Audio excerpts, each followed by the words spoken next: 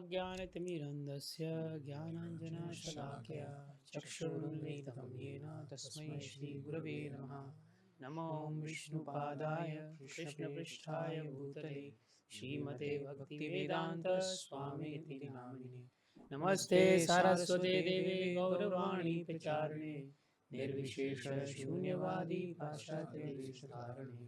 जय श्री कृष्ण चैतन्य प्रभु नित्यानंद श्री अद्वैत गदाधर श्रीवासादि गौर भक्तवृंद। हरे कृष्णा कृष्ण कृष्ण हरे हरे, हरे राम राम राम हरे हरे। हरे कृष्णा।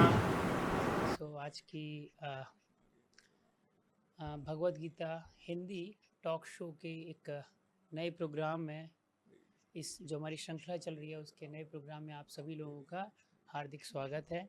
और आज हमारे बीच बैठे हुए हैं बांके बिहारी प्रभु, हिज ग्रेस बांके बिहारी प्रभु, हिज ग्रेस तुलसी गोविंद प्रभु और हिज ग्रेस ओजस्वी कृष्ण प्रभु।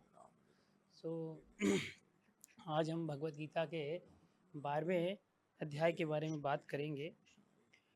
तो मैं पहला प्रश्न, हमारा शो का फॉर्मेट ऐसा रहेगा जैसा कि आप देख रहे हैं। मैं पहला प्रश्न बांके बिहारी प्रभु से पूछूंगा, दूसरा प्रश्न तुलसी गोविंद प्रभु से, तीसरा प्रश्न ओजस्वी कृष्ण प्रभु से। तो हम शो की शुरुआत करते हैं। हरे कृष्णा। तो पहला प्रश्न मैं बांके बिहारी प्रभु से पूछूंगा कि बांके बिहारी प्रभु, जैसे 12वें अध्याय में भगवत गीता का जो स्पेशली भक्ति के लिए बहुत फेमस है ये वाला, मतलब 12वें अध्याय को बोलते हैं कि भक्ति बढ़ाने वाला है। श्लोक भी कम है उसमें, 20 ही श्लोक है ना। और उसमें भगवान जैसे देखते हैं हम कि भगवान कर्म फल का त्याग करने का बोल रहे हैं, भक्त को बोल रहे हैं। मतलब उसमें भगवान अलग अलग ऑप्शन दे रहे हैं। उसमें एक ऑप्शन भगवान देते हैं, एक उसमें चॉइस देते हैं भगवान कि आप कर्म फल का त्याग दे दीजिए।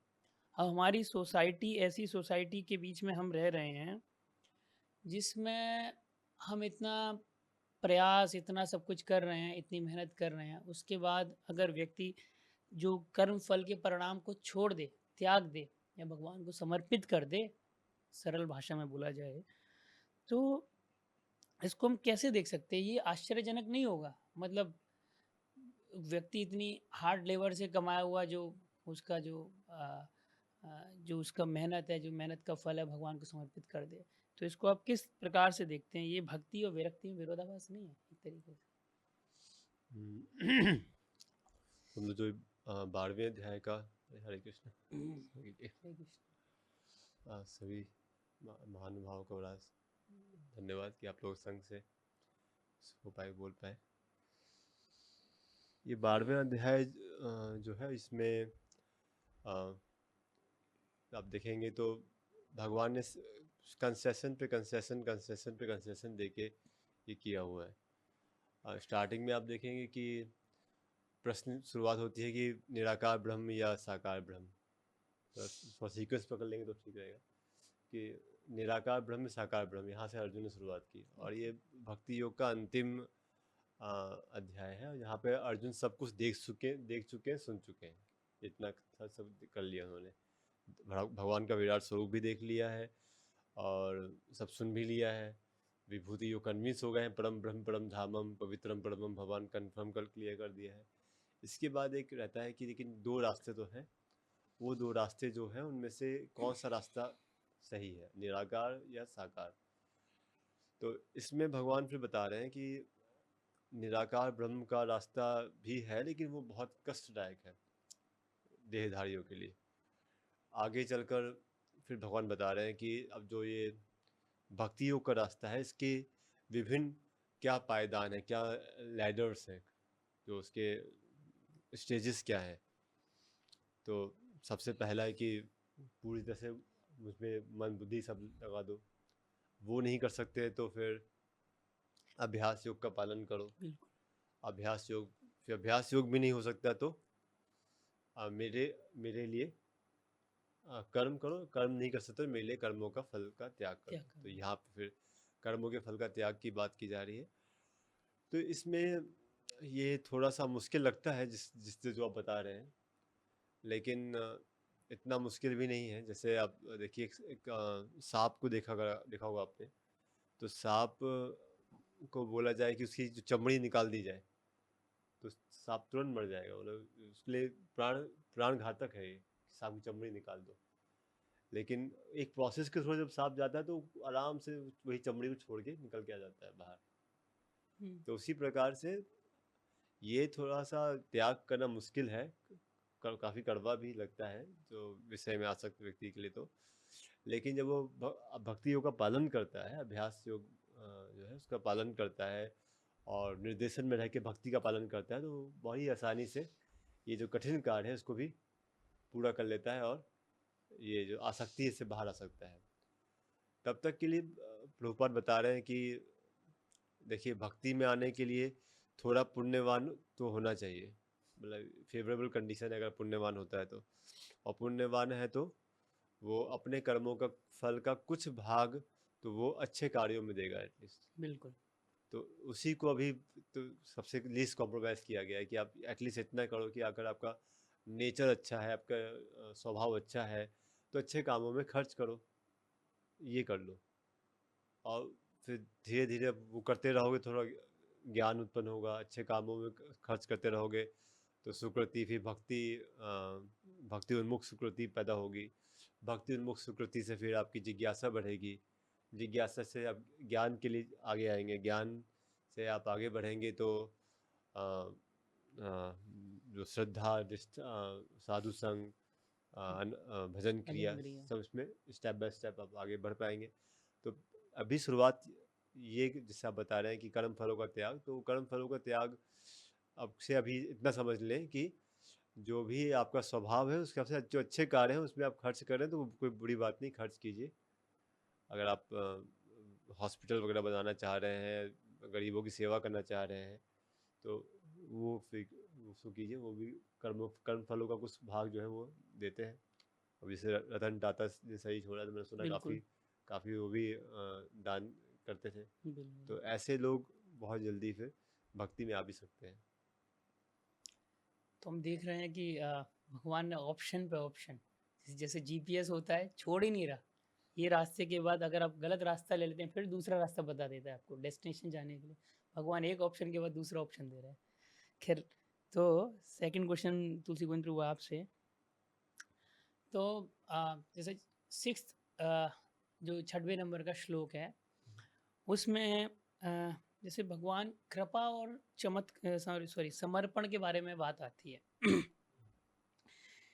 कि अगर कोई व्यक्ति अगर भगवान को समर्पित हो जाता है, समर्पण करता है, भगवान की शरण में आता है, तो वो भगवान उसे जन्म मृत्यु के जो बंधन है उससे मुक्त कर देते हैं। तो इसमें कहने का तात्पर्य ये प्रश्न ये है प्रभु जी कि जो हम जो जीवन जी रहे हैं, स्पेशली ये भौतिक समाज, और स्पेशली उसमें भी प्लस पॉइंट ये है सोने पे सुहागा की कलयुग वाला। तो कलयुग में तो और जटिलताएं वाला जटिल स्क्वायर है। तो आजकल के युग में अगर हम भगवान को समर्पित होते हैं तो इसमें तो हमको बहुत परेशानी आती हैं। तो इसको हम कैसे देखें, कितना आसान है भगवान पे पूरी तरीके से समर्पण करना या समर्पित होना इन कंटेक्स्ट विद, मतलब इन रेफरेंस विद दिस कि हम आजकल के ज़माने में, आजकल के युग में जी रहे हैं जो जटिलताओं से भरा हुआ है हमारे जो जो जीवन है। तो इसको हम कैसे देखते हैं कि भगवान की कृपा पे हमको कितना भरोसा रहना चाहिए कि नहीं, भगवान की जो कृपा है उस पर हमको कितना भरोसा करना चाहिए, क्या है मतलब इसको किस तरीके से देख सकते हैं हम लोग?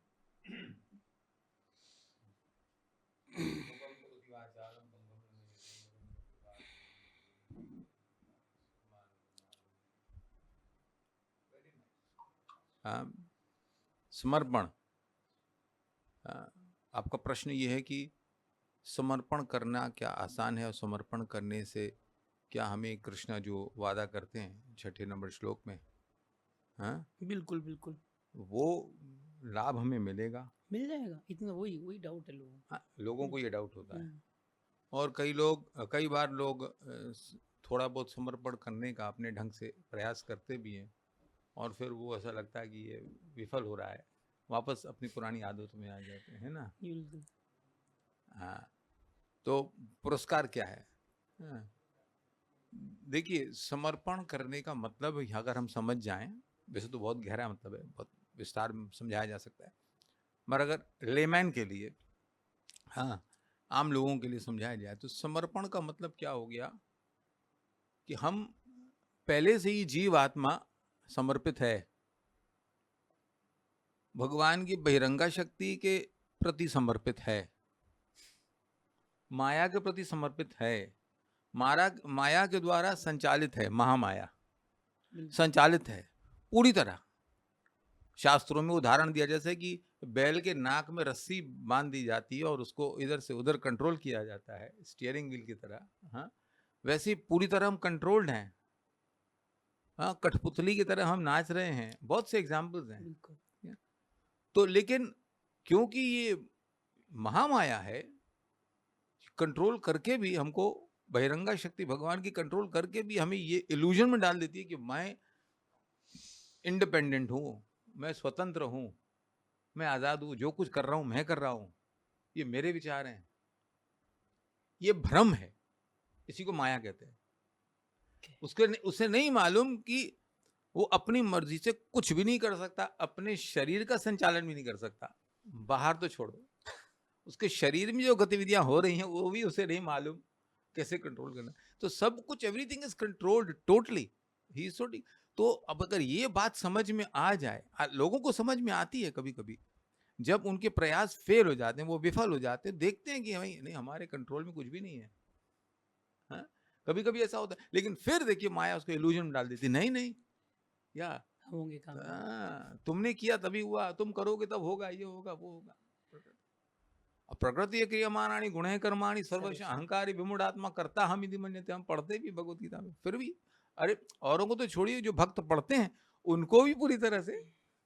तो इंफॉर्मेशन गैदर करना शास्त्रों से एक बात है, लेकिन उस पे विश्वास रखना, उसको याद रखना, हाँ, उस पे अमल करना, ये बहुत कठिन है।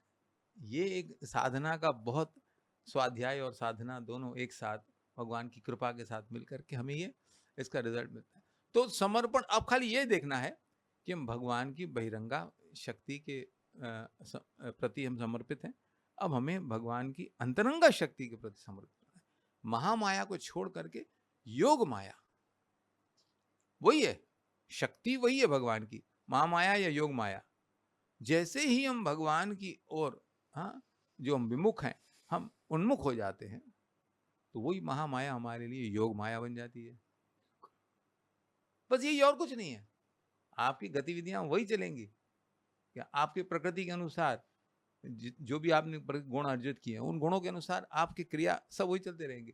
परंतु आप भगवान के प्रिय हो जाते हैं, भगवान के, आपके अप्रारब्ध तो मिट जाएंगे, प्रारब्ध फल को भी भगवान अपने हाथ में ले लेते हैं, क्या, और आपको मतलब इतना रिवॉर्ड मिलता है। लेकिन इसके लिए हमें धैर्य रखना पड़ेगा, हाँ, श्रद्धा पूरी रखनी होगी, हाँ, धैर्य रखना पड़ेगा, और हमें अपने कर्मों को वैसे समर्पित करना होगा।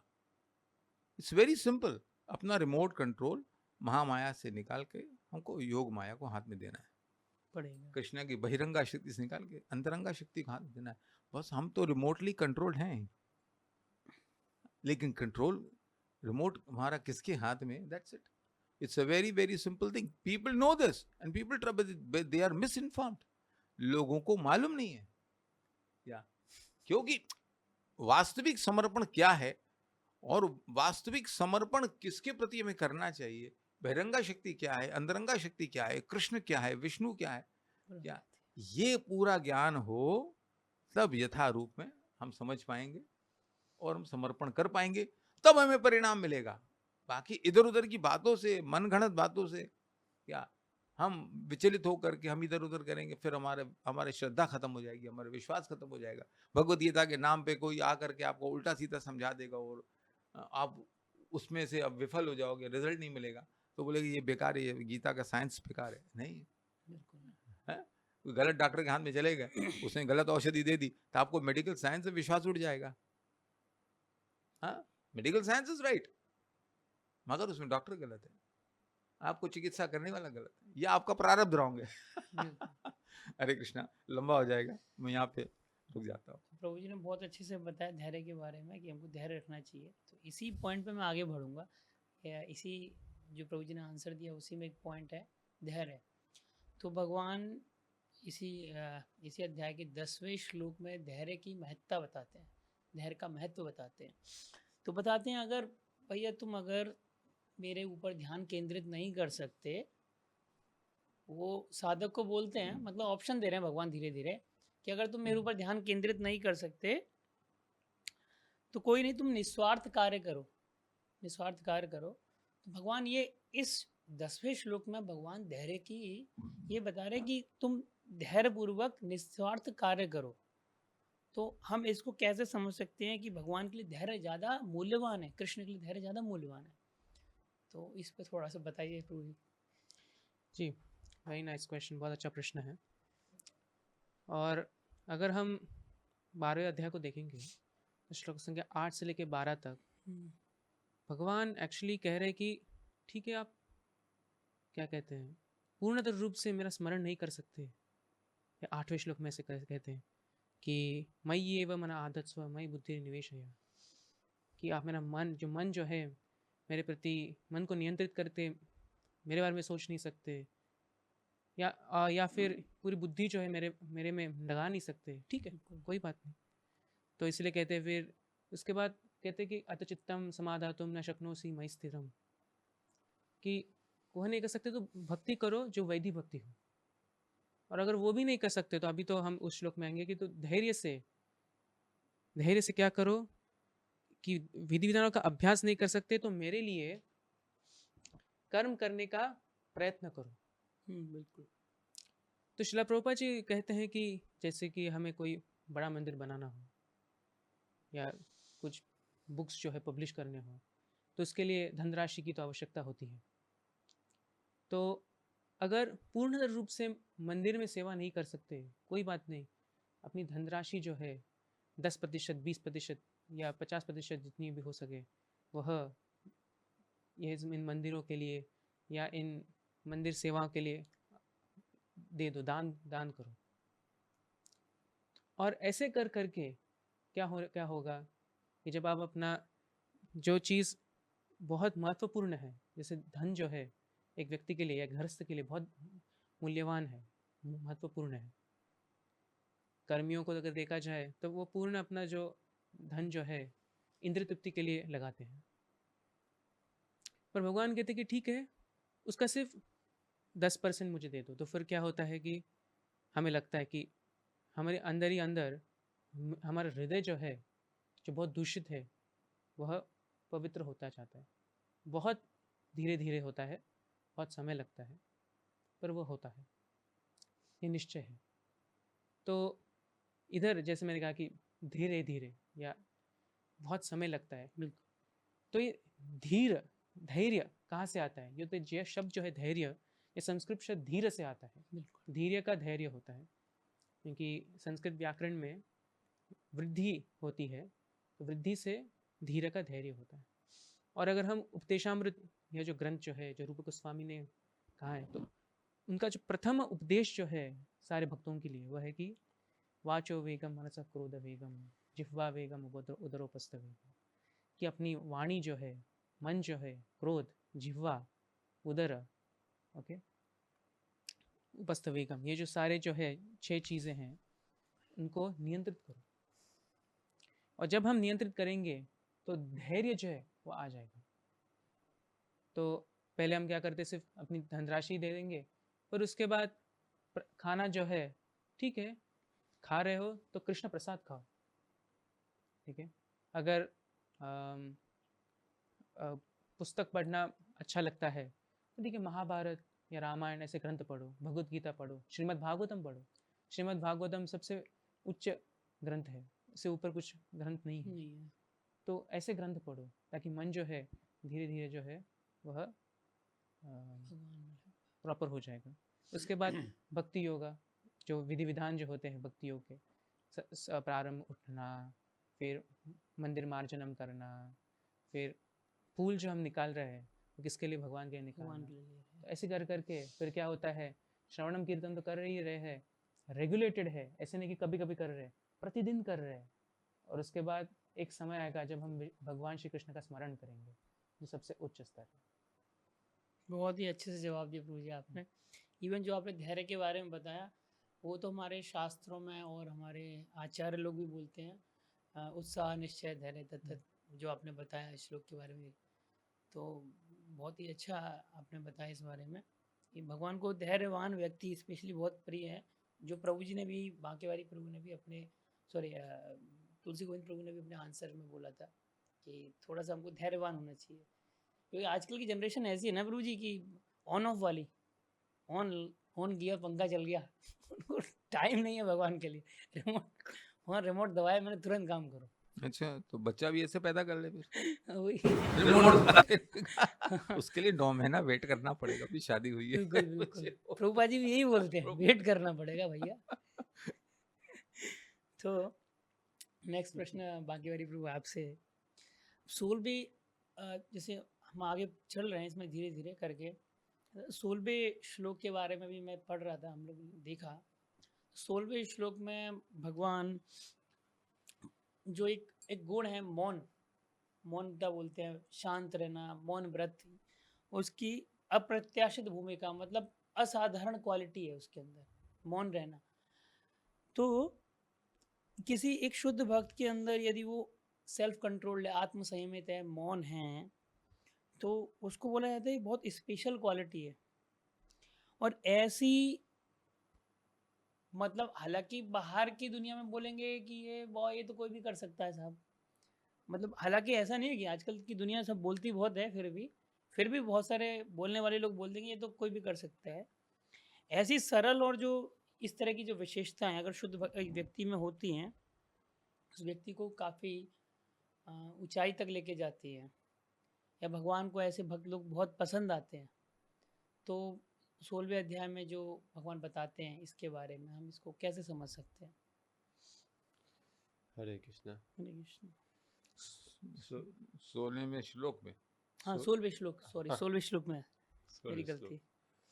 तो अभी ये आ गए हैं कि भगवान को क्या क्या प्रिय है। बिल्कुल। आ, अभी तक तो बताया कि आ, भक्ति कैसे प्राप्त करनी है, आज से जैसे गुरु जी बताए थे कि 8 से 12 में पूरा स्टेप बाय स्टेप बताया कि भक्ति कैसे प्राप्त करनी है, और फिर धैर्य की कितनी आवश्यकता है, फिर चर्चा की हमने। और अब ये बता रहे हैं कि क्या कैसी कौन से गुण हैं जो हाँ, भगवान को बहुत प्रिय हैं। भगवान को बहुत प्रिय हैं, 16वें श्लोक में बताते भी हैं कि भगवान को किस तरह के, जो शुद्ध भक्त होता है उसके अंदर जो गुण रहते हैं, स्पेशली मौन का भी उदाहरण दिया है, और भी जो गुण रहते हैं उस भक्त के अंदर, तो भगवान को बहुत प्रिय होते हैं। ये जैसे अनपेक्षा सुचिर दक्षा उदासीनो गतवेदा हाँ बिल्कुल, यही सर्वारंभ परित्यागियो भक्ता मद सामे भक्त समी सामे प्रिय। प्रिय। तो मौन के विषय में तो प्रभुपाद जी ने जो बताया है उपदेशामृत के पहले अध्याय में वाचो वेगम, और वाचो वेगम पे बहुत अच्छा बताया है कि हमें मौन रहना, जो भक्त है वो मौन रहना पसंद करता है, मौन रहता है। और ये सब चीज़ें हमारे शास्त्रों में दी गई है कि मौन रहना पसंद करता है भक्त, एकांत में रहना भक्त पसंद करता है, और ये भक्ति के अनुकूल है, एकांत में रहना, मौन रहना। तो ये सब जो हम इस्कॉन के टच में नहीं आए थे, प्रभुपाद जी की शिक्षाओं के टच में नहीं आए थे, तो हम तो ये समझते थे कि चलो भैया अब अकेले में रहो, यही एकांत हो गया, किसी से मिलो जुलो नहीं, और मौन व्रत धारण कर लो।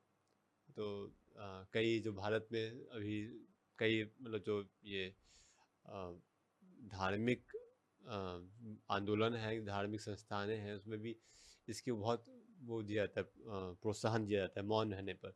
वहाँ कई कई दिन मतलब ऐसा होता है कि कई दिन तो हफ्ते में एक दिन एटलीस्ट मौन रहते हैं वो लोग। मौन रहना एक नियम है जिससे आप शांत आत्म अवलोकन कर सकें। और मैंने भी कई बार प्रयास किया ये, हर हर हफ्ते में एक दिन तो मैं मौन रहूँगा, क्योंकि जो बाहर का वार्तालाप है, बाहर की बातें हैं, ये कितना भी प्रिय लगे, कितना भी अच्छा लगे प्रजल्पा करने में, हा हू ठाके लगाने में, लेकिन ये अंदर से हमारी ऊर्जा को खा रहा होता है और हमें कमज़ोर कर रहा होता है और अशांत कर रहा होता है। तो इसी को लोग अनुभव करते भी हैं, इसीलिए कहते हैं मौन रहना, हाँ हाँ मौन रहो, बिल्कुल मौन हो जाओ। लेकिन अब वो मौन रहने के बाद भी इतना थोड़ा बहुत फ़ायदा होगा तो थोड़ी शांति मिली, माइनस से चलो जीरो पे आया है थोड़ा बहुत, लेकिन अंदर का जो हाहाकार है, शोर है, वो तो ख़त्म नहीं, वो तो बचा ही हुआ है, वो तो तब भी चलता रहेगा। कई बार विशेषता पतियों की बड़ी तमन्ना होती है कि घर में अगर पत्नी है तो अगर मौन धर्म का पालन करे कितना अच्छा रहे। बिल्कुल मौन। लेकिन प्रभुपाद जी ने इसका एक अलग ही सॉल्यूशन दिया है कि मौन धर्म का पालन करने में मत लगाइए, क्योंकि निष्क्रियता प्रैक्टिकल नहीं है।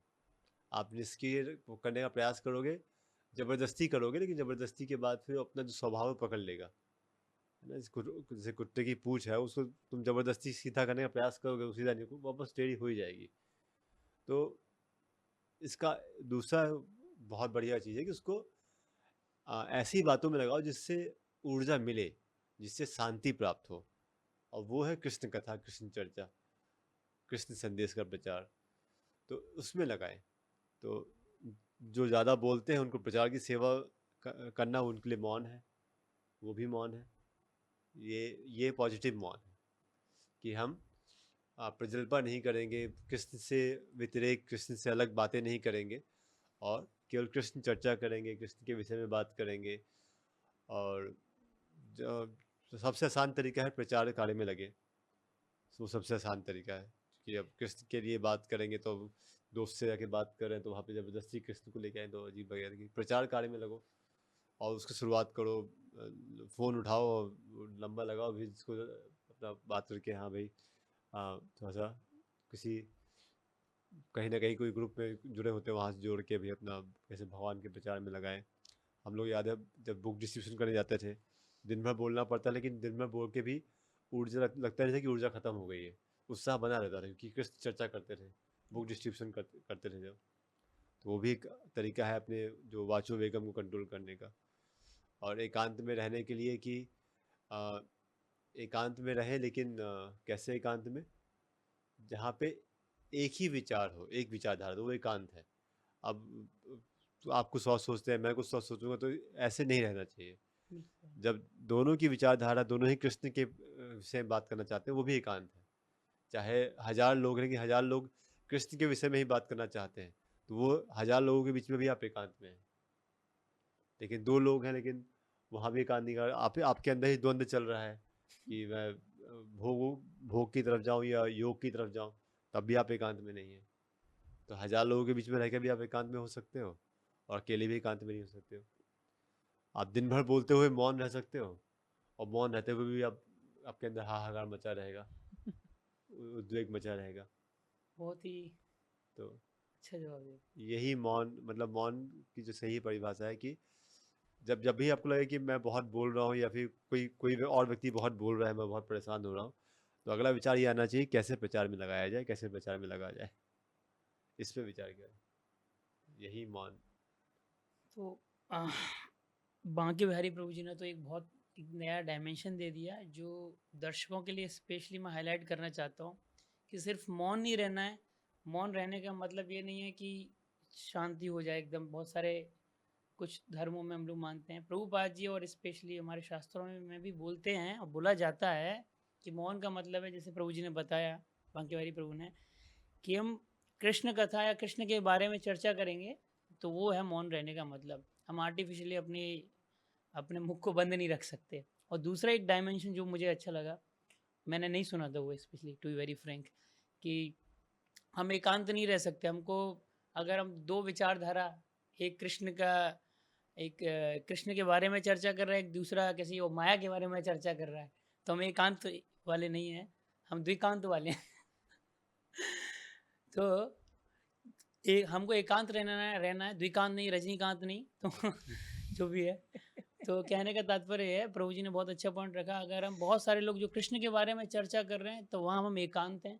और अगर हम अकेले भी बैठे हैं और अगर हमारा मन कृष्ण से विमुख है, माया का संग कर रहा है, तो उस समय भी हम द्विकांत हैं, त्रिकांत हैं, कितने भी कांत हो सकते हैं। तो खैर, अच्छा पॉइंट था प्रभु जी। हाँ, सेकंड क्वेश्चन पूछिए आपसे तुलसी प्रभु कि साथ जो प्रश्न आपसे चल रहा था उसी में 7th जो श्लोक है, भगवान स्वयं बोलते हैं उस भक्त से या व्यक्ति से, भक्त से बोलते हैं कि यदि कि मैं तुम्हें अपने भक्तों को स्वयं जन्म मृत्यु के चक्र से बचाऊंगा। अब ये जो भगवान वादा कर रहे हैं, भगवान ने वादा किया, प्रॉमिस किया है, और भगवान फेमस है अपना प्रॉमिस तोड़ने के लिए तो सर मैं मजाक कर रहा था। एक्चुअली भगवत गीता, सॉरी क्या बोलते हैं उसको, महाभारत के युद्ध में भगवान ने अपना प्रॉमिस तोड़ा भी था, एक प्रॉमिस। तो इसमें भगवान ये जो वादा कर रहे हैं ये सिंबॉलिक है, मतलब कि सिर्फ मतलब प्रतीक है एकदम, जैसे बोलते हैं ना कि बाहर के लोग आते हैं घर में तो बोलते हैं ये आइए आप ही का घर है, तो एक सिंबॉलिज्म है कि भाई आप ही का घर है, घर तो हमारे ही नाम का होता है। पर ऐसे ही ये जो श्लोक में भगवान खुद से उस व्यक्ति को, उस भक्त को जन्म मृत्यु के चक्र से बाहर मतलब बचाते हैं कि क्या उनका कोई मतलब इस शाब्द क्या इस जो डेफिनेशन है इसमें भगवान स्वयं बोल रहे हैं कि मैं करता हूँ। तो इसके बारे में आप कुछ थोड़ा सा एलैबोरेट कीजिए, थोड़ा बताइए। यस, भवामी न चिरात पार्थ, मृत्यु संसार सागर। बिना विलंब के मैं तुरंत उसका उद्धार करता हूँ, उसको जन्म मृत्यु के संसार चक्र से, इस सागर से बाहर निकालता हूँ। संसार सागरात भवामी न चिरात पार्थ। तो ये भगवान का नाम एक मुकुंद है। कृष्ण को ये मुकुंद बोलते हैं, किसी और को नहीं। हाँ, किसी देवी देवता को भी मुकुंद नहीं बोले, मुकुंद दास हो सकते हैं वो, मुकुंद नहीं। हाँ। तो मुकुंद टाइटल उसको दिया गया, मुकुंद मुक्ति देने का पोर्टफोलियो उनके हाथ में है। तो इसके सिवाय और हमें कौन मुक्त कर सकता है? हाँ? और मुक्त होने का मतलब क्या है? जो भगवान की भक्ति कर रहा है या करने का सोच भी रहा है, तो बिना मुक्ति के नहीं सोच सकता, बिना मुक्ति के भगवान की भक्ति नहीं कर सकता। अपनी इंद्रिय तृप्ति से मुक्त होना ही क्या एक क्वालिफिकेशन है, प्री क्वालिफिकेशन है मुक्ति की। तो भक्ति इज हायर देन मुक्ति फॉर श्योर। तो भगवान बोल रहे हैं कि जो मेरी भक्ति करता है मैं उसे मुक्त कर दूंगा। ये तो 100% पहले से वो मुक्त है ही। भगवान तो आश्वासन दे रहे हैं, चलो भैया उसको मालूम नहीं है शायद, तुम मेरी भक्ति करो तो पहले से मुक्त हो क्या? तो ये पहले से मुक्त रहना, उसके बाद मुक्ति हमको भगवान दिला दे, इसमें कोई सेंस नहीं बनता है। अंडरस्टैंडिंग है ये कि अगर मैं भगवान की भक्ति कर रहा हूं यानी कि माया की सेवा से मुक्त हूं मैं। एक क्षण भी अगर माया की सेवा में हूं तो एक क्षण मैंने भगवान की सेवा नहीं की क्या, और एक क्षण भी मैंने कृष्ण की सेवा की तो वो क्षण मेरा माया की सेवा से मैं मुक्त हूं। तो सेवा इज ओनली डन आफ्टर मुक्ति। हाँ, जब हम पूरी तरह से शुद्ध हो जाते हैं, पूरी तरह से मुक्त हो जाते हैं क्या, तो हमारी शुद्ध भक्ति, प्रेमा भक्ति, भाव भक्ति वहां तक पहुंच जाते हैं। तब तक के लिए हम जो करते हैं वो साधना भक्ति होती है, वो कर्म मिश्रित भक्ति होती है, ज्ञान मिश्रित भक्ति होती है, भोग या त्याग उसमें मिला होता है। हैं? भक्ति अलग है, भोग अलग है, त्याग अलग है। तो भोगा और त्यागा मिक्स कर देते हैं तो ज्ञान मिश्रित भक्ति और कर्म मिश्रित भक्ति हो जाती है। ठीक है, भगवान तो वही करो, आप कर्म मिश्रित भक्ति करो, तुम्हारी अपनी भी इच्छाएं हो सकती हैं क्या, तुम निष्काम भक्ति नहीं करके सकाम भक्ति भी करो। यस, वो सकाम भक्ति आपको निष्काम भक्ति तक ले जाएगी। यही इसका वादा है कि आप सकाम भक्ति करो, अकामोह सर्व कामोह मोक्ष कामोदारति तीव्रेण भक्ति योगेन जड्यते पुरुषं परम। आप सकाम भक्ति करो, जो कामना है उसे मैं तुम्हें मुक्त करूंगा। यहाँ पे मतलब ये है, जैसे ध्रुव महाराज ने भक्ति की थी और विधि पूर्वक, या वो महत्वाकांक्षी था, उसको भी अपने पिता के राज्य से बड़ा राज्य चाहिए था। उसकी माँ ने उसको डायरेक्शन दे दिया, पहली शिक्षा गुरु वही माँ होती है, तुम जो भी चाहिए भगवान दे सकते हैं, देने वाले वही। अच्छा, वो निकल गए खोज में, गुरु मिल गए उसको, नारद मुनि, विधि पूर्वक। वो नारद से कुछ मांगा नहीं उसने, क्या मेरे को बस एड्रेस बताओ, भगवान का रास्ता बताओ, मैं भगवान को भी क्या चाहिए, तो मैंने आपको भगवान की प्राप्ति करनी है। क्या भगवत प्राप्ति के बाद ही उसकी इच्छा की पूर्ति हुई, राइट। भगवान ने उसको सकाम भक्ति से, वो सकाम भक्ति करने के लिए आया था, लेकिन वो निष्काम भक्त बन गया, तो जो भी कामनाएं थी उसे ऑटोमेटिकली वो मुक्त हो गया, ऑटोमेटिकली मुक्त हो गया। वो बोलता है कांचन विचिन्म अति दिव्य रत्नम, मैं आया था कांच के टुकड़े से मांगने के लिए आपसे, लेकिन अब मुझे दिव्य रत्न मिल गया, तो मुझे अब क्या कामना, कोई कामना नहीं रही। यानी भगवान यही वादा करते हैं, अगर मेरी सेवा में लग जाओगे तो जो भी सकाम भाव है तुम्हारा, उससे भी मैं तुम्हें मुक्त करूंगा, नहीं तो तुमको वापस आना पड़ेगा। अगर सकाम भाव रख करके कुछ भी किया आपने, किसी की भक्ति की, और वो कामना पूरी नहीं हुई, वापस आओगे। वापस आए। और मैं यहाँ पे ऐड करना चाहूंगा, अगर 1 मिनट और हो तो, बिल्कुल बिल्कुल। कामनाओं की पूर्ति, लोगों को समझना चाहिए इसमें क्या होता है? कामनाओं की पूर्ति में 3 स्तर होते हैं। एक कामना की प्राप्ति, उससे फिर तृप्ति, और उससे मुक्ति। पूर्ति, तृप्ति, मुक्ति। नहीं, प्राप्ति, सॉरी, प्राप्ति। कामना वस्तु की प्राप्ति, फिर उससे तृप्त होना, फिर उससे मुक्त होना। अगर ये तीनों है तो वो पूर्ति है, कामना की पूर्ति।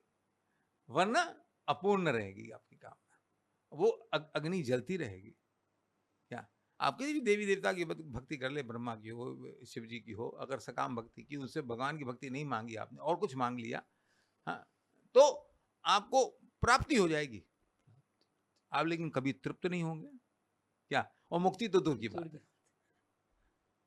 क्या, इसलिए कहा गया अकामोह सर्व कामोह मोक्ष कामोदार्दी तीव्रेण भक्ति योग है ना, यजित पुरुषम परम, परम पुरुष भगवान की भक्ति करोगे, सह सकाम भक्ति हो, तो ही आपको प्राप्ति होगी, तृप्ति होगी और मुक्ति भी होगी। हरे कृष्ण।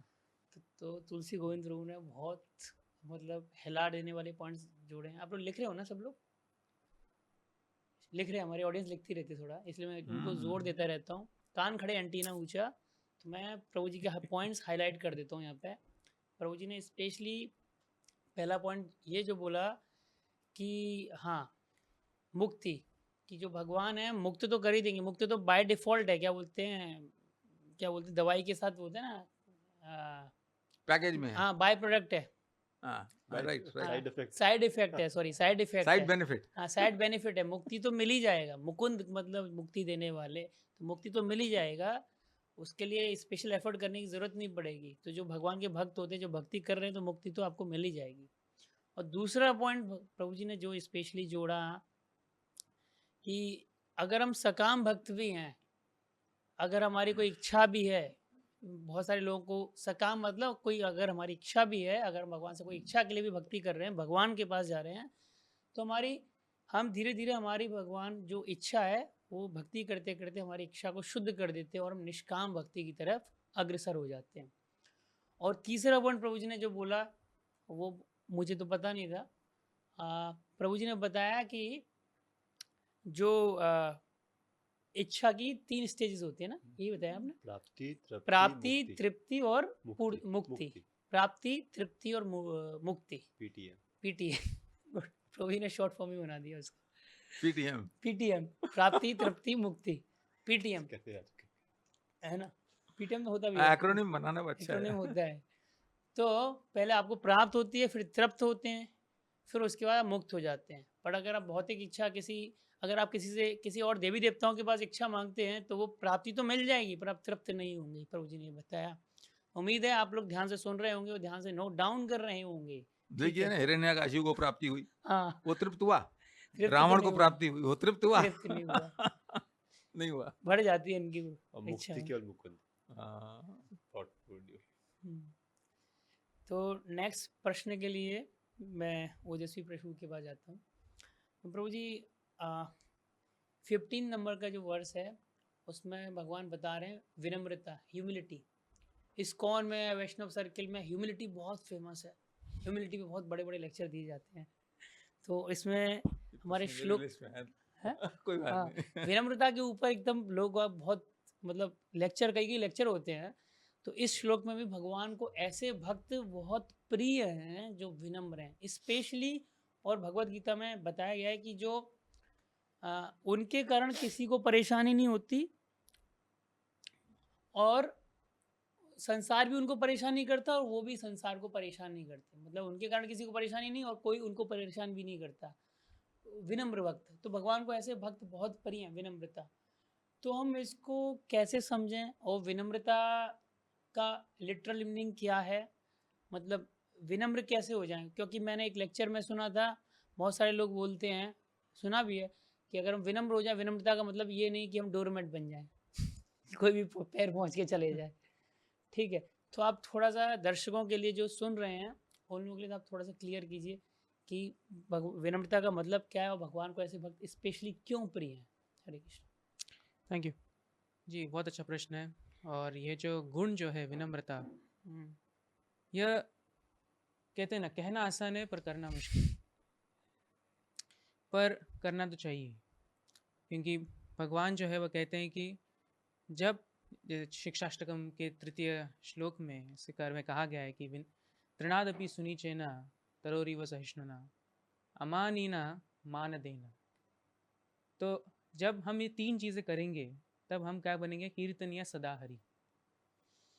हमें तो भगवान का कीर्तन ही करना है। जीव कौन है? तो अगर हम देखेंगे भगवत गीता के 2 अध्याय में, तो भगवान पहले ही कह देते हैं कि आप शरीर नहीं हो, हे अर्जुन तुम शरीर नहीं हो, तुम कौन हो? तुम जीवात्मा हो।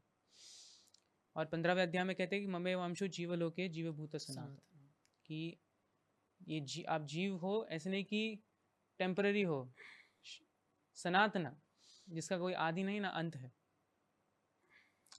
तो एक जीव का धर्म क्या है? नित्य धर्म कह सकते हैं, तो वो है भगवान की सेवा करना, श्रवणम कीर्तनम विष्णु स्मरणम इत्यादि ये करना। और वो तभी हो सकता है जब व्यक्ति, जो जीव जो है, उन्हें विनम्र हो। तो विनम्रता जो है सबसे इम्पोर्टेंट गुण है।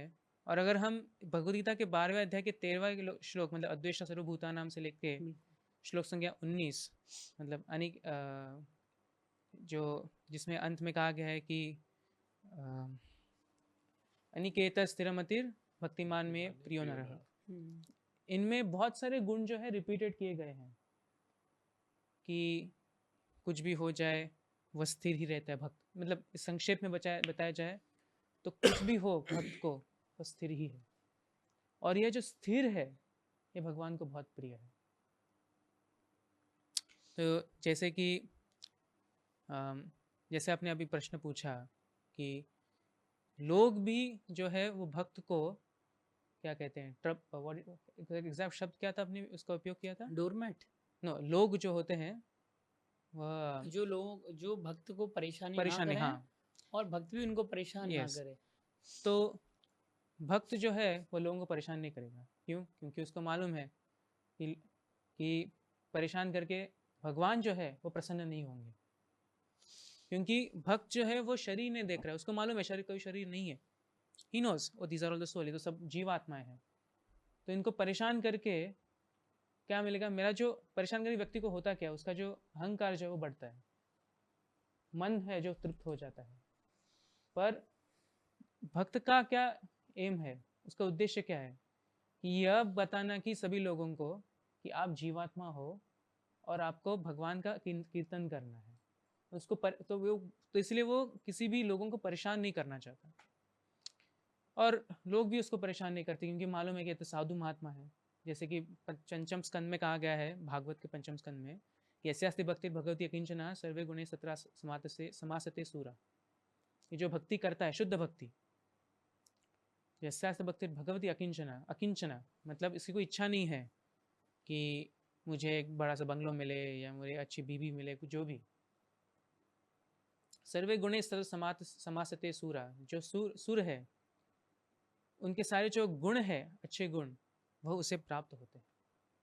तो भक्ति करने से ये सारे गुण जो है वो प्राप्त होते हैं। मैं सॉरी एक पॉइंट बताना आपको इंटरप्ट कर रहा था। इसमें जो मैंने बोला कि संसार भी उसको परेशान नहीं करता, मतलब मुझे लगा ऐसा तो नहीं होता, परेशान तो करता है वो परेशान नहीं होता। एग्जैक्ट उसका मीनिंग ये था प्रश्न का तो हो सकता है मैंने गलत पूछ लिया हो। मेरा कहने का मतलब ये था कि वो भक्त तो किसी को परेशान नहीं करता, हम्म, संसार वाले भी परेशान करते होंगे तो परेशान नहीं होता। हम्म, क्योंकि बहुत बार हम लोगों ने देखा है, हम्म, चाहे कितना भी अच्छा व्यक्ति हो, कितना भी अच्छा भक्त हो, संसार वालों को तो काम ही है उनका तो ठेका मिला हुआ है। खैर सर, तो आप okay, so thank you for clarifying जो आपका जो प्रश्न था। ना लेट्स सी दिस, कोई और पर्सपेक्टिव से इसको देखते हैं। जैसे कि शिला प्रभुपाद जी का जब अगर हम जीवन देखेंगे तो उनके जीवन में बहुत सारी बाधाएं आई। आसान नहीं था उनको कोई भी एक संस्था निर्माण करना। उन्होंने पहली प्रथम बार संस्था निर्माण की 1956 में झांसी में, लीग ऑफ डिवोटीज नाम के, पर वो भी उतने सफल नहीं हुए। फिर उसके बाद उन्होंने भागवत ग्रंथ जो है वह उनका अनुवाद तात्पर्य करना प्रारंभ किया, पर कोई मदद करने के लिए नहीं था। और उनको छापना था, प्रिंटिंग करना था उसका, पर वो भी बहुत डिफिकल्ट।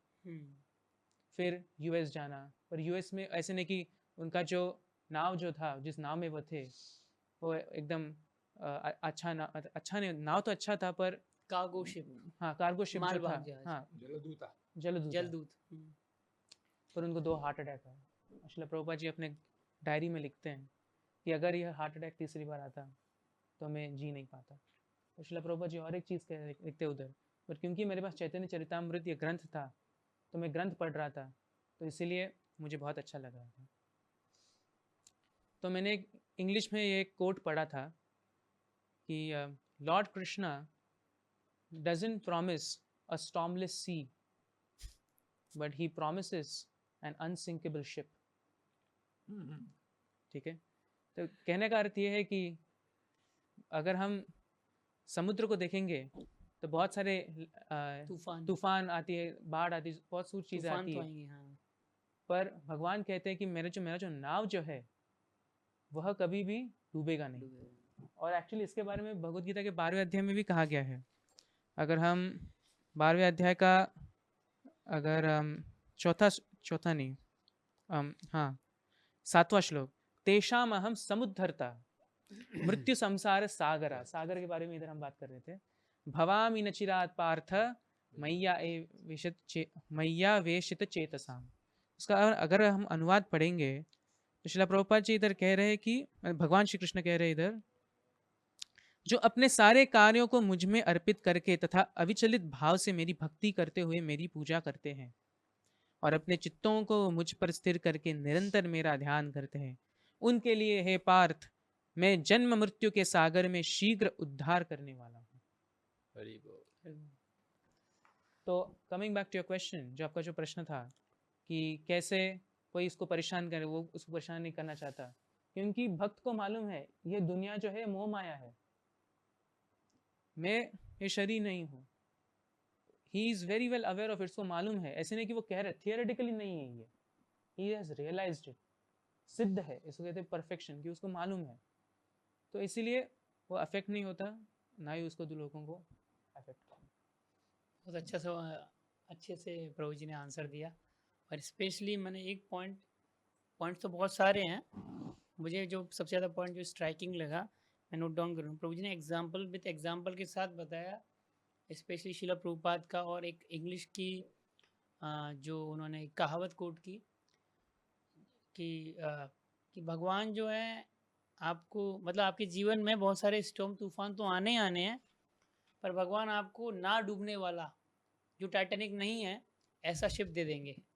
ठीक है, तो इससे आप लोग ये शिक्षा ले सकते हैं कि आप लोग भगवान की भक्ति अच्छे से कीजिए, परेशानी तो आएगी। ठीक है, इसको मैंने एक एग्जांपल और सुना मैंने रुक्मणी कृष्ण प्रभु के मुंह से, बाकी वरिष्ठ भक्तों के मुंह से, कि रोड पे आपको ब्रेकर तो मिलेंगे और गड्डी आपकी होगी ऑडी, तो उसमें शॉक एब्जॉर्बर बढ़िया रहते हैं, वरना फिर आपकी वो मारुति में घूमेंगे अगर नॉर्मल लोग हैं तो लास्ट प्रश्न प्रभु जी से पूछूंगा, थोड़ा सा टाइम की कमी है। बाकी वेरी प्रभु जी से फिर 17th जो वर्ष है, जो श्लोक है, उसमें ड्यूअलिटी के बारे में भगवान बता रहे हैं, द्वैत जो हिंदी में हाँ, इसका जो अनुवाद सुख है। दुख। हाँ, जो ऐसा भक्त जो सुख दुख की चिंता नहीं है, जो मान अपमान से परे है और प्रशंसा निंदा से मुक्त है, तो ऐसे ऐसे भक्त को भगवान बहुत मतलब प्रिय करते हैं। मतलब भगवान को ऐसे भक्त बहुत प्रिय हैं। मतलब जो जो ड्युअलिटी रहती है ना लोगों के जीवन में, सुख दुख, मान अपमान और अच्छा बुरा, ये सब लगता रहता है लोगों को। तो इनसे जो भक्त ऊपर है वो भगवान को बहुत प्रिय है। तो इसमें मेरा प्रश्न ये है कि प्रभु जी, पहले तो हम ये ड्युअलिटी से कैसे बच सकते हैं, और दूसरा भगवान को ऐसे लोग क्यों प्रिय हैं? ऐसे लोगों की ये माइनॉरिटी में आते हैं लोग। मेजॉरिटी वाले लोग तो ये हैं कि उनको ये लगा ही रहेगा। हालांकि ये बोलना आसान है, बट भक्तों के जीवन में भी जैसे प्रभु जी ने बताया थोड़ी देर पहले, तुलसी गोविंद प्रभु ने, कि जो दूसरा एस्पेक्ट है, शास्त्रों में लिखा बहुत कुछ है, हम लोग पढ़ते भी हैं, भक्त लोग सब पढ़ते भी हैं, बट उसको अमल करना बहुत कठिन है। तो हालांकि मैं आपके सामने बोल रहा हूँ ये, मेरे को भी बहुत बार ये मैं ड्यूअलिटी आती है। तो मैं ये पर्सनल प्रश्न अपने लिए भी और अपने माध्यम से हमारी ऑडियंस के लिए भी पूछ रहा था कि हम कैसे मतलब ये ड्यूअलिटी से बचें, और दूसरा ये कि जो भगवान को ऐसे भक्त क्यों प्रिय हैं स्पेशली। भगवान थोड़ा क्राइटेरिया हल्का कर देना यार। भगवान का क्राइटेरिया तो इतना हल्का है, पत्रम पुष्पम फलम तोयम। इसका क्या क्राइटेरिया? बोले कुछ नहीं कर पा रहे तो मन से सेवा कर दो, मन से खिलाओगे मैं खा लूंगा। ये भी है। मानसिक सेवा कर दो। कई बार मतलब पुष्प नहीं मिलते सेवा के लिए, तो मानसिक भी अगर मन ऑफर से कर दो तो फूल भगवान ऑफर वो कर भी दो। स्वीकार कर लेते हैं। भगवान का क्राइटेरिया तो बहुत सिंपल है, बहुत आसान है। और अ, जैसे आपने एक बार बताया था कि भगवान अपने प्रोमिसेस तोड़ने के लिए फेमस है, लेकिन वो इतने एक्सपर्ट भी हैं कि थोड़ा वो प्रॉमिस भी जुड़ जाता है।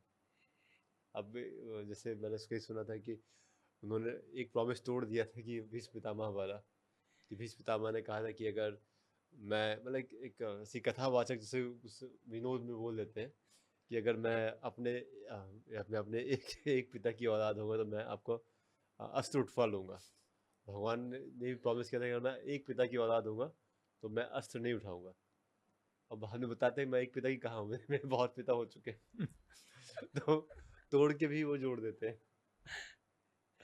तो भगवान सत्य प्रतिज्ञ है, और जो उनकी सब बातें हैं सब सत्य है, लेकिन वो लगता है कि असत्य हो रहा है कि सब कुछ सत्य करने में भी एक्सपर्ट है वो। अभी आपने जैसे बोला डुअलिटी के बारे में बोला, मान अपमान, सुख दुख, सिद्ध असिद्ध हो, यो न हर्ष्यति न द्वेष्यति न सोच्यति न कांक्षति, शुभाशुभ परित्यागी भक्तिमान सामे प्रिया। तो हाँ, भगवान तो पत्रम पुष्पम फलम तो भी खा लेते हैं, लेकिन उनको जैसे चैतन्य महाप्रभु का साग फेवरेट है, वो भी दिलों को तो खुश अच्छा लगेगा। तो ये ही चाहिए, मतलब ये हो तो अच्छा है। और जैसे प्रभु जी ने बताया कि यस्य भगवत भक्ति अकिंचना तत्समासते सर्वे गुण, तो सारे गुण उसके अंदर आ ही जाते हैं। वो केवल भक्ति योग का पालन करे, उसको डुअलिटी से बाहर निकलना उसका लक्ष्य है ही नहीं। अगर वो डुअलिटी से बाहर निकलना चाह रहा है तो वो गलत जगह स्ट्राइक कर रहा है। उसका लक्ष्य है भगवान की भक्ति करना, भगवान को प्रसन्न करना, और वो करता है तो यस भगवत भक्ति अकिंचना तस् सर्वे समासते सर्वे गुणा सुरा, हराओ भक्त स्फुता महत गुणा मनोरथे न आसते धाव। तो भाई वो तो उसके अंदर वो आएंगे ही नहीं।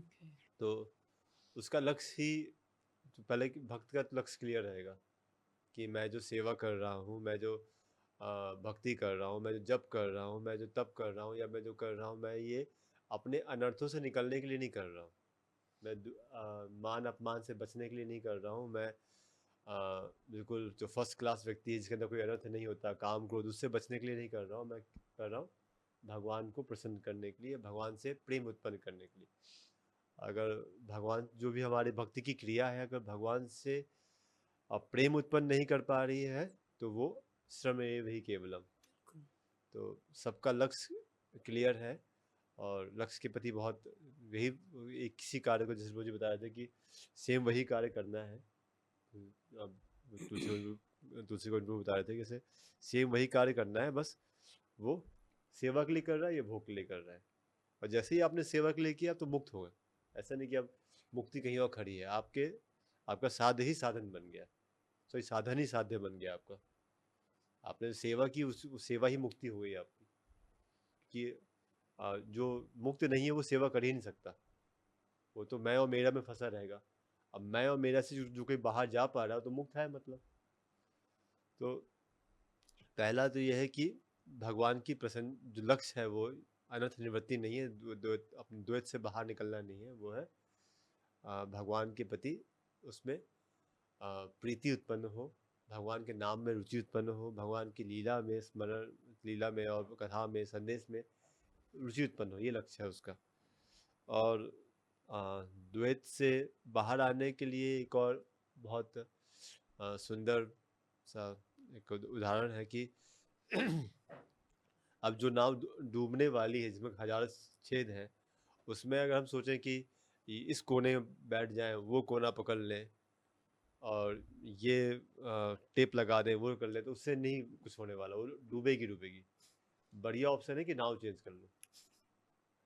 तो भौतिक जो आइडेंटिटी है हमारी, भौतिक आइडेंटिटी में रहते हुए जब तक हम प्रयास करेंगे द्वैत से ऊपर उठने के लिए कि आप तो रहिए वही जो आपकी आइडेंटिटी है, कि मैं फलाने का बेटा हूँ, मैं फलाने का पति हूँ, मैं फलाने का गुरु हूँ, ये भौतिक आइडेंटिटी में रहेंगे और आप सोचें द्वैत से बाहर आ जाए, तो दोनों संभव नहीं है। तो सीधा जैसे बोलते हैं पैराडाइम शिफ्ट वो सीधा आपको आइडेंटिटी जब चेंज करेंगे, अब आइडेंटिटी जो सही आपकी पकड़ेंगे, तो वो चीज़ें उस आइडेंटिटी में है ही नहीं, प्रॉब्लम ही नहीं है। तो आप पहले तो अगर आप द्वैत से बाहर आने का प्रयास नहीं करना है, हमें प्रयास करना है भगवान को प्रसन्न करने का। दूसरा कि जब तक भौतिक आइडेंटिटी में रहेंगे तब तक वो द्वैत से बाहर आने का संभव है ही नहीं। इसलिए भगवत गीता में भगवान ने, जैसे अर्जुन ने बताया कि भाई स्वजन है कैसे मारेंगे, और बिल्कुल शास्त्रोचित बातें लिखी हैं, बताइए। मतलब जो एक लोअर धर्म बताया शास्त्रों में कि आतताई को मार देना चाहिए, अर्जुन शास्त्रों के बताए धर्म से भी ऊपर उठ के बात कर रहे हैं। मतलब शास्त्रों का भी जो हाई धर्म है वो बता रहे हैं, टक टकाटक बता रहे हैं बिल्कुल, कि स्वबंधु को कैसे मार दे, पाप लगेगा, कुल का नाश हो जाएगा, और शास्त्रों से इतना टकाटक बता रहे हैं। तो भगवान ने सीधा पैराडाइम शिफ्ट कर दिया, वो जिस नाव पे खड़े थे नाव ही चेंज कर दी कि तुम भैया पहले बात तुम हो क्या, शरीर या आत्मा, वहाँ पे आते हैं। तो सीधा वहाँ पे भगवान ने लाके खड़ा किया और वहीं शुरुआत की। और सेकेंड चैप्टर में भगवान ने पूरी गीता दे ही दी थी, लेकिन फिर वो अर्जुन ने प्रश्न पूछे तो आगे बताया भगवान ने। तो पैराडाइम शिफ्ट ही एकमात्र उपाय है। आप सेम उसी नाव में बैठ के यहाँ वहाँ ठीक करने से फ़ायदा नहीं होगा। तो वो पैराडाइम शिफ्ट होता है भगवत गीता के ज्ञान से। पहले ज्ञान पीटीएम पहले ज्ञान प्राप्त करें, फिर उसका खाएं, तृप्ति प्राप्त करें, फिर मुक्ति प्राप्त कर लें। थैंक यू प्रभु जी, बहुत अच्छे से, मतलब जो प्रश्न था, प्रश्न का जो जवाब दिया प्रभु जी ने, बाकी वाली प्रभु जी ने बहुत अच्छे से दिया। स्पेशली मैं कुछ पॉइंट्स हाईलाइट करूँगा कि प्रभु जी ने बताया कि मैं पूछ रहा था कि अगर आप लोगों ने ध्यान से सुना होगा कि हम ये द्वैत से या ड्यूअलिटी से, सुख दुख, मान अपमान से कैसे बाहर निकल सकते हैं। तो उन्होंने बताया कि सेपरेटली इंडेवर करने का ज़रूरत नहीं है। यही है ना, मैं ठीक समझा? हम लोगों को भक्ति जो प्रोसेस है, जो भगवान की भक्ति है, अगर हम भगवान के प्रति प्रीति उत्पन्न कर सकें, ज़्यादा से ज़्यादा भगवान की भक्ति में ज़्यादा से ज़्यादा इंगेज रह सकें, तो हम ऑटोमेटिकली ये द्वैत से बाहर आ जाएंगे। और दूसरा उन्होंने जो पॉइंट हाईलाइट किया, specially paradigm shift. Paradigm shift मतलब उन्होंने बोला कि आपका ये भौतिक शरीर, ये भौतिक चेतना जब तक रहेगी तब तक उसमें द्वैत आते ही रहेंगे, उसमें द्वैत विचार, वो द्वैत मानसिकता के अंदर ही रहेगी। अगर हम चेतना को या भौतिक, जो हमारी भौतिकता है उसको हम शिफ्ट करके आध्यात्मिकता की तरफ ले आएँ, तो ऑटोमेटिकली बाय डिफ़ॉल्ट ये वैसा हो गया कि आजकल इलेक्ट्रिक गाड़ी आ रही है। लोग पोल्यूशन के लिए बहुत चिंता कर रहे थे, पोल्यूशन, तो उन्होंने पोल्यूशन के लिए गाड़ी का मॉडल ही चेंज कर दिया। पेट्रोल गाड़ी से वो सीधे इलेक्ट्रिक पे ले आए, पोल्यूशन निकलेगा ही नहीं। तो उन्होंने पूरा जो शिफ्ट था, पूरा इंटरनल जो इंजीनियरिंग थी, पूरा वो बदल दी। तो उनका भी कहने का मतलब ये है कि आपको पूरा पैराडाइम शिफ्ट करना पड़ेगा। आपको जो आपके चेतना है, जो भौतिक की जगह आध्यात्मिक चेतना करनी पड़ेगी, तब जाके आप ये ड्युअलिटी से बाहर आ पाएंगे। और भगवान को तो ऐसे भक्त बहुत पसंद हैं स्पेशली। तो और स्पेशली आज हम लोग क्या सीखे इस डिस्कशन में, तो मैं थोड़ा हाईलाइट कर दूंगा। सबसे बड़ा पीटीएम सीखे हम लोग, प्राप्ति, जो तुलसी गोविंद प्रभु ने बताया, प्राप्ति, तृप्ति और मुक्ति स्पेशली। ये भागवतम का है। हाँ हाँ, हाँ, भागवत में वो है ना, भक्ति परेशानुभव वृत्ति विरक्ति अन्यत्र चैव नित्यशा। त्रिकैक काल, क्या प्रपद्यमान से यथा क्या शुद्धि तुष्टि पुष्टि पुष्टि पुष्टि शुत बायनों का, तो ये बिल्कुल। तुष्टि पुष्टि पुष्टि। शुत बायो, यही मतलब ओके। पीटीएम। पर एक्चुअली हमारे जो दर्शक गण हैं, जो मैं भी हूँ स्पेशली, हम लोगों को श्लोक कम याद रहते हैं, तो ऐसे एक्रोनिम से हाँ। बहुत जल्दी याद हो जाता है हम लोगों को। Parent teacher meeting. Parents teacher meeting, और मैं तो ट्राइबल स्कूल भी चला रहा हूँ ना, तो उसमें यही सब पीटीएम ज़्यादा याद रहता है मेरे को। तो पीटीएम आप लोगों को उम्मीद है याद रहेगा, है ना। और प्रभु जी ने एक क्या नाम है, ओजस्वी कृष्ण प्रभु ने एग्जाम्पल दिया, प्रभुपाद जी के बारे में बताया, और उस कहावत के बारे में बताया कि आपके भक्तिमय जीवन में परेशानियां तो आएंगी, आप ऐसा नहीं सोच सकते कि भक्ति कर रहे हैं तो परेशानी आएगी नहीं, परेशानी आएगी नो डाउट, बट आपको भगवान ऐसा भक्ति वो परेशानी सहन करने की शक्ति दे देंगे। मतलब आपका जो जहाज़ होगा वो डूबेगा नहीं, अगर तूफान तो आएंगे सागर में। और बांके बिहारी प्रभु ने तो ये वाला एक पैराडाइम शिफ्ट का पॉइंट बताया। इसके अलावा भी उन्होंने बताया कि हम द्वैत से कैसे मुक्त हो सकते हैं, द्वैत से मुक्त होने का भी तरीका बताया।